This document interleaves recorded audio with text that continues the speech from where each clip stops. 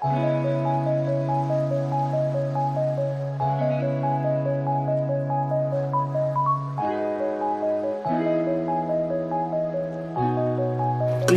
Tomato fry చేసుకోవాలి. కొంచెం fry చేసుకొని మిక్సీ పట్టిన తర్వాత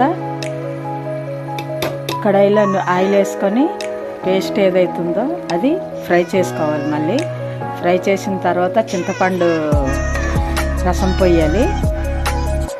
చేపల పులుసుకి అవ్వండి, మసాలాలు ఏం అవసరం లేదు. మసాలాలు లేకుండా చేపల పులుసు చేసుకోవచ్చు.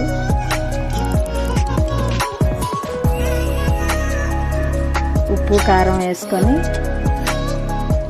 ఇదండి ఈ విధంగా చేసుకోవాలి. చూసారు కదా, ఇది మీరు మసాలాలు లేకుండా ఒకసారి ట్రై చేయండి. కలిపితే కూడా ఏం ఇరగవు, అవి ఇరిగిపోతాయని భయపడవసరం లేదు. ఒక 10 నిమిషాలు అయితే అయిపోయినట్టేనే.